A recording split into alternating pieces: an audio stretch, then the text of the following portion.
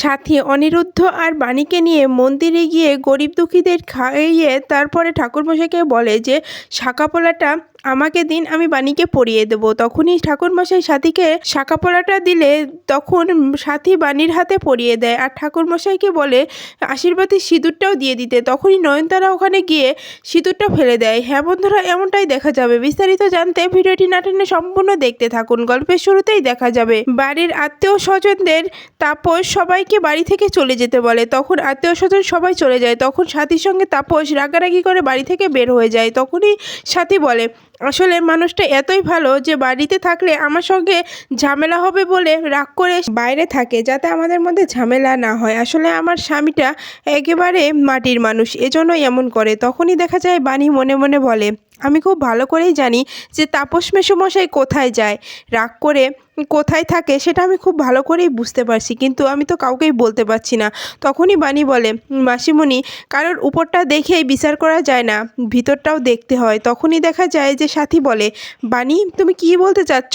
আমি তোমার কথার কোনো অর্থ বুঝলাম না। তখনই বাণী বলে মাসিমণি, তোমাকে বুঝতে হবে না, আসলে আমি এমনিতেই কথাটা বললাম যে অন্ধের মতো কাউকে বিশ্বাস করাটা ভালো না, যাচাই বাছাই করতে হয় মাঝে মধ্যে। তখনই সাথী বলে আমি ওকে খুব বিশ্বাস করি, ও আমার সঙ্গে যেভাবে থাকে এরপরে ওকে অবিশ্বাস করা যায় না।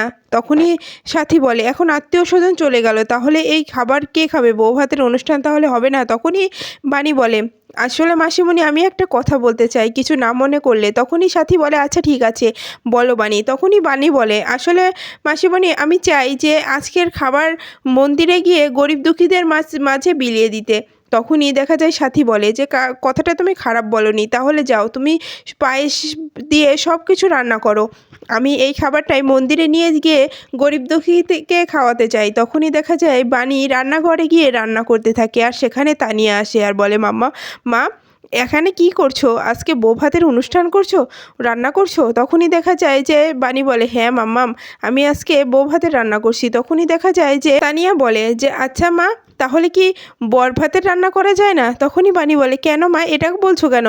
তখনই দেখা যায় তানিয়া বলে আসলে বর ভাতের রান্না হলে বাবাও রান্না করতে আসতো, তাই বললাম। তখনই আড়াল থেকে বান্টি সব শুনতে পায় আর বান্টি বলে এই কথাটি আমাকে এখনই ম্যাডামকে জানাতে হবে। আর তখনই বান্টি খাবারের গন্ধ শুনে ভিতরে চলে আসে আর বাণী বলে যে তুমি এখানে কি করছো? তখনই বান্টি বলে এমনিতেই আসলাম, দেখলাম কি রান্না করছো, আসলে রান্নার গন্ধটা তো খুব, এজন্যই আসলাম, তেমন কিছু করতে আসিনি। তখনই দেখা যায় যে বাণী বলে খাবারটা খাবে? তখনই বান্টি বলে না না, আমি এই খাবার খাবো না, এই বলে বান্টি চলে যায়। অন্যদিকে দেখা যায় নয়নতারা আর মৌলি চিন্তায় থাকে। তখন নয়নতারা মৌলিকে বলে ওই ছেলেটা কোথায় গেছে, পাত্তাই পাচ্ছি না, বান্টি কি করতে চাচ্ছে কিছুই তো বুঝতে পারছি না, এখন এসে কোনো খবরই দিল না যে কি কি হলো বাড়িতে। আমি যে যে ঝড়টা লাগিয়েছিস তারপরে তো ওই বাড়িতে কোনো সুখ থাকার কথা না, ঝড়ের সব কিছু উলটপালট করে দেওয়ার কথা, কিন্তু বান্টি কোথায় গেল? ওই বান্টিটা এখনও আসছে না কেন?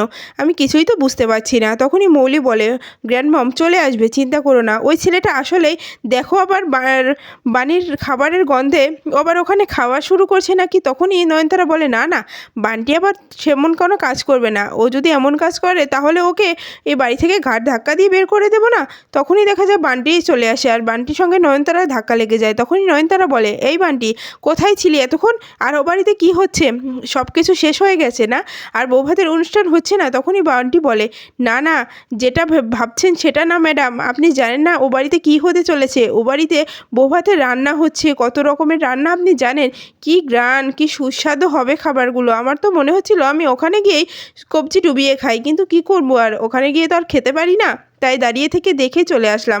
আর একটা কথা ম্যাডাম, আমি আরও কি শুনেছি জানেন, যে এই খাবারগুলো নাকি মন্দিরে নিয়ে গিয়ে গরিব দুঃখীদেরকে খাওয়াবে, এজন্যই বাণী রান্না করছে। তখনই নয়নতারা বলে আমি খাওয়াচ্ছি গরিব দুঃখীকে, ওরা এত দূর করছে, ওখানে তাপস নেই বান্টি? তখনই দেখা যায় বান্টি বলে না না, তাপস ও মেসোমশাই ওখান থেকে চলে গেছে, উনি ওখানে নেই। তখনই দেখা যায় যে নয়নতারা বলে আমি এত দূর করলাম তাও কিছু করতে পারলাম না, কিন্তু যাই হোক এখন আমি করব, এখন আমি বুদ্ধি দিয়ে এমন প্যাঁচ লাগাবো যে এখান থেকে বাণী আর বের হয়ে আসতে পারবে না। তখনই দেখা যায় বান্টি বলে যে আসলে ম্যাডাম আমার কিন্তু ওর খাবারটা সেই ভালো লেগেছে, আমার মনে হচ্ছে মন্দিরে চলে যাই, ওখানে গিয়ে এই খাবারটা খেয়ে আসি। তখনই দেখা যায় নয়নতারা বলে ওই খাবারটা খেলে ওই মন্দিরেই রেখে আসবো, আর কখনো এ বাড়িতে নিয়ে আসবো না, কথাটা মাথায় রেখো। তখনই বান্টি বলে, না না এমনিই বললাম, আমি ওই খাবার চাই না তো, ওই খাবার আমি খাবো না। তখনই দেখা যায় মলি বলে, গ্র্যান্ডমম এটা কি হচ্ছে গ্র্যান্ডমম, তুমি বললে না যে বাণীকে আরও বাড়িতে থাকতে দেবে না, বের করে দেবে, তাহলে এটা হচ্ছে কেন বলো গ্র্যান্ডমম, আমি এটা মানতে পারছি না। বিয়েটা হয়েছে হয়েছে, আবার বউ ভাতের অনুষ্ঠান, এমনকি ফুলসজ্জাটা কি হয়ে যাবে। তখনই দেখা যায় নয়নতারা বলে, ও দিদিভাই তুমি এভাবে কথা বলো না, একটু ঠান্ডা হও, আমি ব্যাপারটা দেখছি দিদিভাই, আমার মিষ্টি দিদিভাই এভাবে কথা বলে না। তখনই দেখা যায় যে ওখানে ঈশানী চলে আসে, আর ঈশানী বলে, কি হয়েছে ছোটো মা, তুমি কি বিষয় নিয়ে কথা বলছো মলির সঙ্গে। তখনই দেখা যায় যে নয়নতারা বলে, আসলে ঈশানী আমি কি বলতে চাচ্ছি বলো তো, মেয়েটার উপর দিয়ে কি ঝড়টা গেল, তো এজন্য বলতে চাচ্ছি যে মেয়েটাকে নিয়ে মন্দিরে ঘুরে আসলে হতো না। তখনই ঈশানী বলে, কি বলতে চাচ্ছ ছোটো মা, মন্দিরে যাবে কেন। তখনই দেখা যায় যে নয়নতারা বলে, হ্যাঁ মেয়েটার উপর দিয়ে কি ঝড়টা গেল, এজন্যই ভাবছিলাম যে মন্দিরে গিয়ে মেয়েটার নামে একটু পুজো দিয়ে আসি, তাহলে হয়তো মেয়েটার ভালো লাগবে। তখনই দেখা যায় ঈশানী বলে, তাহলে আগে তো বলোনি। তখনই নয়নতারা বলে, হ্যাঁ আমরা এই যে মাত্রই প্ল্যান করছিলাম, এই বিষয় নিয়ে কথা বলছিলাম মৌলি দিদিভাইয়ের সঙ্গে আর বান্টির সঙ্গে, আসলে ওদেরকে নিয়ে একটু ঠাকুরকে ডাকতে যেতাম, এমনকি তুমিও যাবে আমাদের সঙ্গে, পিনাক্ষীও যাবে, বলো বৌমা যাবে। তখনই দেখা যায় যে ঈশানী বলে, ছোটো মা মেয়ের জন্য পুজো দিতে তাহলে তো যেতে হয়। তখনই মৌলি বলে, কিসের পুজো। তখনই নয়নতারা মৌলির হাতে চিমটি কেটে বলে, বুঝতে পারছিস না, আমি যেটা বলছি সেটা বল না, না হলে কিন্তু সমস্যা হয়ে যাবে। তখনই দেখা যায় যে মৌলি বলে, হ্যাঁ হ্যাঁ মা পুজো, আমরাও পুজো দিতে যাব, আসলে মনটা ভালো নেই তো, পুজো দিয়ে আসলে হয়তো ভালো লাগবে, এজন্যই পুজো দিতে যাব, তুমি আমাদের সঙ্গে যাবে তো মা। তখনই ঐশানী বলে, হ্যাঁ হ্যাঁ যাবো না কেন, মেয়ের ভালোর জন্য যেতে হবে। তখনই বান্টি বলে ওঠে, আসলে ম্যাডাম আমি কি হয়েছে বলুন তো, আমি কাল স্বপ্নে দেখেছি যে মা আমাকে ডাকছে, যে মন্দিরে গিয়ে মাকে ডাকলে আমার অনেক ভালো হবে, তাই যেতে যাচ্ছি। তখনই দেখা যায় যে নয়নতারা বলে, বেশি বাড়াবাড়ি করলে একেবারে মায়ের কাছেই কিন্তু দিয়ে আসবো, কথা কি বেশি হয়ে যাচ্ছে না। তখনই দেখা যায় যে ঈশানী বলে, ছোটো মা কিছু কি বললে। তখনই দেখা যায় নয়নতারা বলে, না না ঈশানী আমি কিছু বলিনি, আসলে মন্দিরে যেতে হবে তো, তৈরি হয়ে নাও, আমরা তাড়াতাড়ি মন্দিরে যাব। তখনই মৌলি বলে, মা তুমি আমার জন্য মন্দিরে যাবে। তখনই দেখা যায় ঈশানী বলে, হ্যাঁ মা আমি তো বললাম তোমার জন্য মন্দিরে যাব, যেতে তো হবেই, কারণ তোমার ভালোর জন্য তো মন্দিরে যেতেই হবে। এরপরেই দেখা যায় ঈশানী রেডি হতে চলে যায়, আর তখনই মৌলি আর নয়নতারা বলে যে, মৌলি দিদিভাই এই সুযোগ সবার কাছে ওই বাণীকে ছোট করে দেওয়ার, এখন পিনাক্ষীও যাবে, ঈশানীও যাবে, আর একসাথে যে যদি ওটা দেখে যে ওরা মন্দিরে গিয়ে কী করছে, তাহলে রিয়াকশনটা কী হবে বলো তো। এই জন্যই তো আমি পিনাক্ষী আর ঐশানীকে নিয়ে যাওয়ার কথা বললাম। এরপরে অন্যদিকে দেখা যায় বাণী, অনিরুদ্ধ আর সাথী মন্দিরে গিয়ে সাথী বাণীকে বলে যে নিজের হাতে তুমি খাবার সবাইকে দিয়ে দাও। তখন মনের আনন্দে বাণী সবাইকে খাবার দিতে থাকে, আর সবাই বাণীকে কত প্রশংসাই না করতে থাকে। এটা অনিরুদ্ধ দেখে খুব খুশি হয়ে যায়, আর মনে মনে ভাবে, বাণীকে আজকে কত সুন্দর লাগছে, কত ভালো লাগছে, হাসি খুশি লাগছে, মনে হচ্ছে বাণী সব কিছুই মেনে নিচ্ছে, মেনে নেওয়াটাই ভালো হবে। তখনই দেখা যায় সেই মুহূর্তে নয়নতারা তার পরিবার নিয়ে ওখানে হাজির হয়ে যায়, আর মৌলি এটা দেখে তো খুব রেগে যায়, ঈশানী আর পিনাক্ষীও দেখে খুব রেগে যায়, আর বলে এটা কি হচ্ছে। তখনই নয়নতারা বলে, দেখছিস পিনাক্ষী, তোর মেয়েকে কষ্ট দিয়ে সাথী এখানে ছেলের বউকে নিয়ে কত আনন্দ করে গরিব দুঃখীকে খাওয়াচ্ছে, তোদেরকে বলার প্রয়োজনও মনে করলো না, আসলে এমনটাই হয়। পিনাক্ষী মনে মনে বলে, এটা কি করছে সাথী বৌদি, এটা কি করে করতে পারলো আমাদের সঙ্গে এই অন্যায়টা, আমাদের সামনে বলে এক, অন্যটা করে আর এক, আমি এখন কি বলবো, এখানে আমার কি করার আছে, আমি তো বুঝতেই পারছি না। তখনই দেখা যায় ঈশানী কান্না করে ফেলে, আর বলে, যে বাণীকে আমি এতটা বিশ্বাস করেছিলাম, সেই বাণী আমার মেয়ের সুখটা কেড়ে নিয়ে নিজে কত সুখে মনের আনন্দে সবাইকে খাবার খাওয়াচ্ছে, আমি বাণীকে কখনোই ক্ষমা করতে পারবো না, আসলে ভুলটা আমি করেছিলাম, ওই মেয়েকে আমি বাড়িতে জায়গা দিয়েছিলাম, আজকে তার পরিণতি আমাকে এভাবে দিল। তখনই মৌলি বলে, দেখেছো তো মম কি করছে ওই বাণী, তোমাকে ব্যবহার করে ও ওই বাড়ির বউ হয়ে দেখো দেখো সাথী আন্টির কত কাছে চলে গেছে, সবার সামনে বলে যে সাথী আন্টি ওই মেয়েকে মেনে নেবে না, কিন্তু ঠিকই মেনে নিয়েছে, দেখো না এখানে এসে কি সুন্দর করে বাণীকে দিয়ে সবাইকে খাবার খাওয়াচ্ছে, এটা কি দেখে তুমি বুঝতে পারছো না। তখন ঈশানী বলে, হ্যাঁ আমি খুব ভালো করেই বুঝতে পারছি। তখন নয়নতারা বলে, এটা মেনে নেওয়ার মতো কোনো কথাই না, আমাদের মেয়েটা কত কষ্ট পাচ্ছে, আর এখানে এসে ওরা কত আনন্দ করছে, এখানে না আসলে তো এসব কিছু দেখতেই পারতাম না, আর এসব কিছু বুঝতেও পারতাম না, দেখেছো পিনাক্ষী এখানে কি হচ্ছে।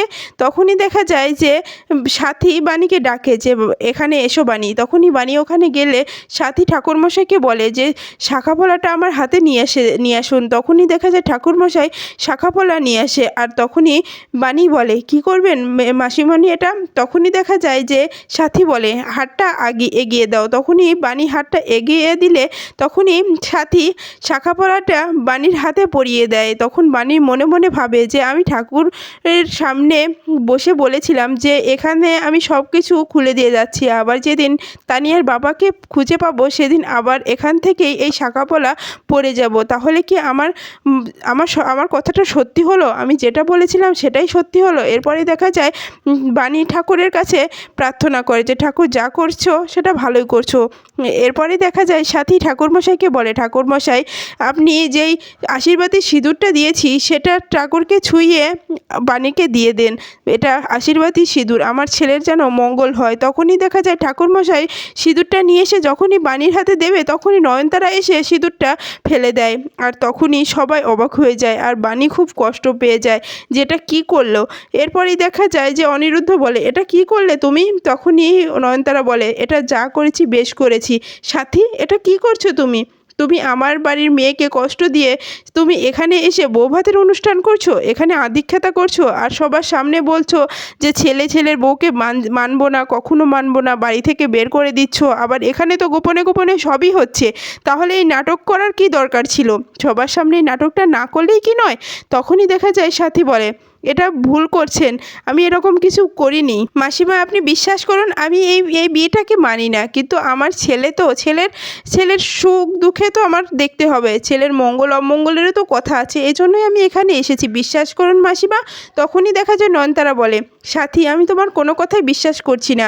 তুমি আমার নাতনিকে কষ্ট দিয়ে তোমরা এখানে এসে যেটা করছো সেটা একদম ভালো করোনি। তখনই মৌলি বলে ও আন্টি তুমি এটা কি করে করতে পারলে? আন্টি তুমি আমার সঙ্গে এরকম অন্যায় করতে পারলে? কি করে করলে তুমি এটা?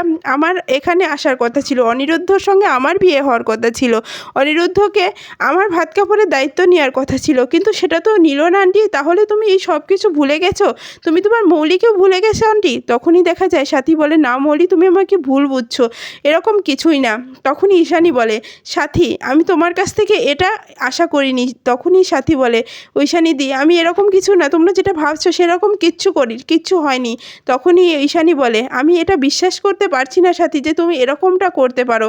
আসলে তোমাকে অনেক বিশ্বাস করেছিলাম আর ভেবেছিলাম যে দু পরিবারের সব কিছু এক, কিন্তু দেখছি যে দু পরিবার সব কিছু আলাদা। তোমরা তোমাদের মতো করে চলছো, আমাদের কিছু জানানোর প্রয়োজন মনে করছো না, এজন্য আমি এটা ভালো চোখে দেখতে পাচ্ছি না। তখনই সাথী বলে দেখো তোমরা আমাকে ভুল বুঝছো, সেরকম কিছুই না, আসলে যেটা ভাবছো সেরকমটা না।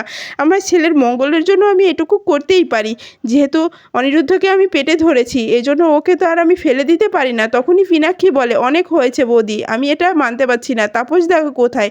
বলো তাপসদা কোথায়? আমি তাপসের সঙ্গে কথা বলতে চাই, ও আমার সঙ্গে এরকমটা কেন করলো? তখনই দেখা যায় ঈশানী বলে সাথীদি তুমি না বলেছিলে যে তুমি আমার মেয়ের সঙ্গে তোমার ছেলের বিয়ের কথা নিয়ে প্রথম বলেছিলে হসপিটালে, তাহলে সব কিছু তুমি কি করে ভুলে গেলে? তখনই সাথী বলে আমি কিছুই ভুলিনি, আমি কখনো বিশ্বাস করতে পারিনি যে আমার অনিরুদ্ধর বউ মৌলি ছাড়া অন্য কেউ হবে। আমি ছোট থেকেই যখন মৌলিরা ছোট ছিল তখন থেকেই ভেবে নিয়েছি মৌলি আমার বাড়ির বউ হবে, মৌলিকে আমি আমার পুত্রবধূ হিসেবে মেনে নেব। আমি এখন অবধিও বাণীকে মেনে নিতে পারছি না যে বাণী আমার বাড়ির বউ, আমি এটা কখনোই মেনে নিতে পারবো না, কিন্তু আমার ছেলের ভালোর জন্যই আমি এটা করেছি বিশ্বাস। তখনই দেখা যায় ঈশানী বলে অনেক হয়েছে সাথীদি, তোমার আর কোনো কথাই আমি বিশ্বাস করতে পারছি না। তখন নয়নতারা বলে হ্যাঁ সাথী তোমাদের কথা আর বিশ্বাস হচ্ছে না, এখানে না আসলে তো নিজের চোখে না দেখলে বিশ্বাসই হতো না যে তোমরা কতটা ঠকাচ্ছ আমাদের, কতটা ঠকিয়ে এরকম কাজ করছো, এটা কিন্তু একদম ভালো করনি। তখনই দেখা যায় ঈশানী বলে হ্যাঁ সাথীদি তুমি এই কাজটা একদম ভালো করনি, আমরা তোমার কাছ থেকে এরকমটা আশা করিনি। তখনই সাথী বলে দেখো আমি এরকমটা করতে চাইনি, আমি তোমাদেরকে বুঝে কতবার বলছি এখানে আমার ছেলের ভালো মন্দটা আছে, এজন্যই তো এমনটা করলাম। তখনই দেখা যায় পিনাক্ষী বলে যে আমি একটা কথা বলছি, আজ থেকে তোমাদের আর আমাদের পরিবারের মধ্যে কোনো সম্পর্ক নেই। কথাটা শুনে সাথী খুব কষ্ট পেয়ে যায় আর বলে যে পিনাক্ষীদা এরকম কথা বলবেন না, এরকম কথা কখনোই বলবেন না, আপনার আর আমার পরিবার তো একই, এভাবে পরিবারটা ভাগ করে দেবেন না। তখনই দেখা যায় নয়নতারা বলে ভাগ আমরা করি নাই, ভাগ করেছো তুমি আমাদেরকে না জানিয়ে এতবার একটা সিদ্ধান্ত নিয়ে ফেলেছো, এজন্য দুই পরিবারের সব কিছু আজ থেকে আলাদা। কারোর দুঃখে কেউ যাবে না, কারোর সুখে কেউ যাবে না। যার যার পরিবারের সেই কথা বলবে। আমরা আর কখনোই তোমাদের পরিবারে যেতে যাব না। তখনই সাথী বলে, না না এরকম করে কথা বলো না, দেখো এরকম করে কথা বলতে নেই। তখনই দেখা যায় যে অনিরুদ্ধ বলে, আমি একটা সবাইকে কথা বলতে চাই। অনেকক্ষণ ধরে দেখছি যে আমার বাবা মাকে কথা শোনাচ্ছেন। আমার বাবা মা তো কোনো অন্যায় করেনি, অন্যায় করেছি আমি, বিয়ে করেছি আমি, যা কিছু বলার আমাকে বলুন, আমার মা বাবাকে বলবেন না। তখনই দেখা যায় ঐশানী বলে যে, অনিরুদ্ধ এত কিছুর পরে তুমি কথা বলছো? তখনই দেখা যায় যে বাণী বলে, আসলে ভুলটা আমার, আমি করেছি। তখনই দেখা যায় নয়নতারা বলে ওঠে, এই বাণী, আমি তোমাকে কোনো কথা বলতে বলিনি। তোমাকে কে কথা বলতে বলেছে? তুমি আমাদের পরিবারের কেউ না, তাই তুমি এই পরিবারের কথা বলতে আসবে না। বাইরের একটা মেয়ে, তুমি কি বলবে? তোমার কথা কি শুনবো আমরা? তুমি কোনো কথাই বলতে পারো না। তখনই দেখা যায় বাণী বলে, আমাকে ভুল বুঝছেন। তখনই দেখা যায় যে নয়নতারা বলে, আসলে তুমি একটা কালসাপ, তোমার জন্যই আমার নাতনির জীবনটা নষ্ট হয়ে গেল, তার সুখ দুঃখ সব কিছু নষ্ট হয়ে গেল। সে কতটা আশা করেছিল যে অনিরুদ্ধকে বিয়ে করে সে সুখে সংসার করবে, সেটা তুমি হতে দাওনি, তুমি পুরোটাই নষ্ট করে দিলে। তখনই দেখা যায় যে ঈশানী বলে যে, আমি আজকে সবার সামনে কথা দিচ্ছি সাথী, যে আমি আমার মেয়ের বিয়ে তোমাদের থেকেও ভালো ঘরে দেব, তোমার অনিরুদ্ধর থেকে ভালো ছেলের সঙ্গে খুব তাড়াতাড়ি আমার মেয়ে মৌলির বিয়ে দিয়ে দেবো। তখনই দেখা যায় ঐশানী বলে যে, পিনাক্ষী, তুমি এখনই মেয়ের বিয়ে দেওয়ার জন্য পাত্র দেখো। আমি মেয়ের বিয়েটা খুব তাড়াতাড়ি দিতে চাই। আমি মেয়েকে দেখিয়ে দিতে চাই ওদের যে আমার মেয়েও কোনো অংশে কম না। আমার মেয়েকে অবহেলা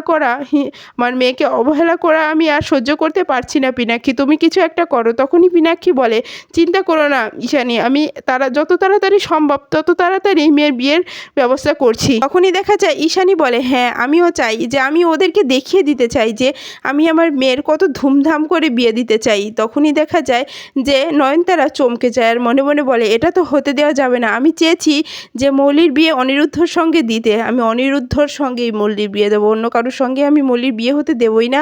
এরপরেই দেখা যায় ঈশানী পিনাক্ষীকে বলে, পিনাক্ষী এখানে আমরা আর থাকবো না, এখান থেকে চলো, এখানে আর থাকার কোনো দরকার নেই।